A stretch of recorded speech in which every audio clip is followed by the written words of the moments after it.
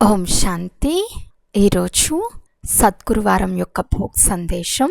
ఈరోజు వచనంలో బాబా ఎక్కడి నుండో చక్కర్ వేసుకుంటూ వస్తున్నట్లు అనిపించింది. నేను బాబాని అడిగాను, బాబా తన భక్తుల పిలుపు వినేందుకు, భక్తుల మనస్సులోని స్వరం వినేందుకు బయలుదేరారు. ఎవరైతే భక్తి చేస్తారో వారు దేవతల ముందు ఏదో ఒక అభ్యర్థనతో, ఏదో ఒక కోరికతో ఉన్నారు. వారికి కొంత సాక్షాత్కారం కావాలి. అందుకే నేను ఆ చక్కర్ వేసేందుకు వెళ్ళాను.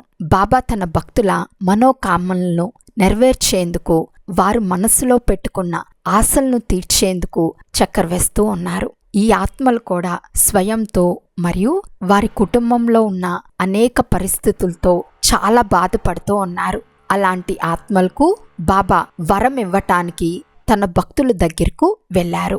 ఆపై బాబా పిల్లలకైతే తండ్రి యొక్క వరదానం లభించి ఉంది. మరియు పిల్లలు ప్రతిరోజు ఏదో ఒక వరదానాన్ని తీసుకుంటూ ఉంటారు.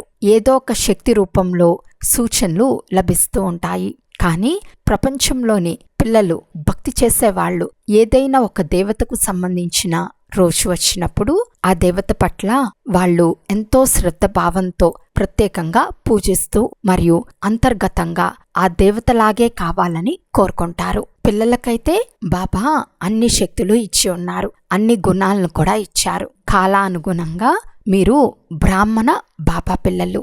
ఇప్పుడు పిల్లల పని ఏమిటి అంటే, బాధపడుతున్న అశాంతిగా ఉన్న ఆత్మలకు కూడా ఏదో ఒక విధంగా శాంతి కావచ్చు మరియు సుఖం కావచ్చు, వారికి వరం ఇవ్వండి. మరియు ఏదైతే తండ్రి ద్వారా లభించిన శక్తుల ద్వారా మీకు సుఖం శాంతి అనుభవం అయ్యాయో అలా వారికి కూడా అనుభవం చేయించాలి. అందుకే ప్రపంచంలో ఒక్కొక్క రోజు ఒక్కొక్క దేవి యొక్క పూజలు జరుగుతూ ఉన్నాయి మరియు జ్ఞాపకం చేసుకుంటూ ఉన్నారు.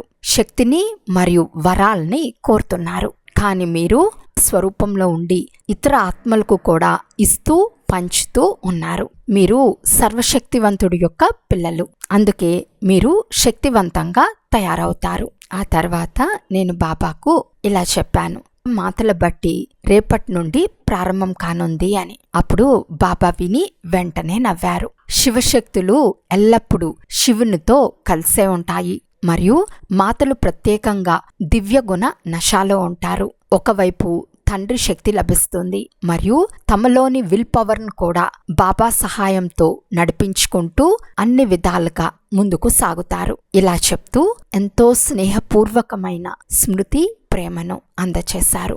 బాబా యొక్క ప్రియ స్మృతులను తీసుకుని నేను కిందకు వచ్చేసాను.